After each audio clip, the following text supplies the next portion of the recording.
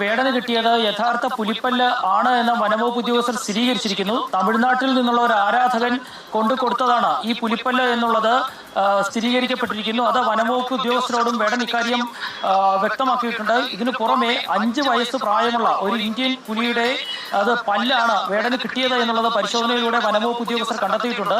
ഇതോടുകൂടി കേസിന്റെ സ്വഭാവം മാറുകയാണ്. കാരണം നേരത്തെ കഞ്ചാവ് കേസ് മാത്രമാണ് ഉണ്ടായിരുന്നതെങ്കിൽ ഇപ്പോൾ അത് പുലിപ്പല്ല് ഒറിജിനൽ ആണ് എന്ന് കണ്ടെത്തിയിരിക്കുന്നു. അതിനു പുറമെ മജിസ്ട്രേറ്റ് മുന്നിൽ ഹാജരാക്കിയാൽ റിമാൻഡിലേക്ക് പോകാവുന്ന കുറ്റങ്ങൾ വേടന് മുകളിൽ ചുമത്തപ്പെടും എന്നുള്ള കാര്യം ഉറപ്പായിട്ടുണ്ട്. ഇപ്പോൾ വനംവകുപ്പ് ഉദ്യോഗസ്ഥർ വേടനെ കസ്റ്റഡിയിൽ വാങ്ങും.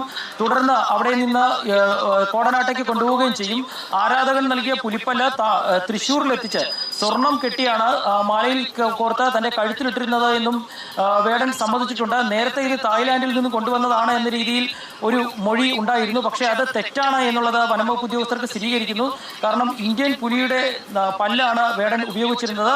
അത് തമിഴ്നാട്ടിൽ നിന്നുള്ള ഒരു ആരാധകൻ നൽകിയതാണെന്ന് സ്ഥിരീകരിച്ചിരിക്കുന്നു. ഏതായാലും അന്വേഷണം കൂടുതൽ ആളുകളിലേക്ക് പോകും. ഇത് ആര് നൽകി, എവിടെ നിന്ന് നൽകി എന്നുള്ളത് പോകുന്നു. ഇതിനു പുറമെ നിലവിലുള്ള വകുപ്പുകൾക്ക് പുറമെ വന്യമൃഗങ്ങളെ വേട്ടയാടിയതുമായി ബന്ധപ്പെട്ടുള്ള ഒരു വകുപ്പ് കൂടി ഈ കേസിൽ ചുമത്താനുള്ള സാധ്യതയും തെളിഞ്ഞു വരികയാണ്. ഏതായാലും ജാമ്യം കഞ്ചാവ് കേസിൽ കിട്ടിയാലും വനംവകുപ്പിന്റെ കേസിൽ വേടന് ജാമ്യം കിട്ടില്ല എന്ന കാര്യം ഉറപ്പാണ്. വിശദമായ ചോദ്യം ചെയ്യൽ വേണ്ടിവരുമെന്നുള്ളതാണ് വനംവകുപ്പ് ഉദ്യോഗസ്ഥർ വ്യക്തമാക്കിയിരിക്കുന്നത്.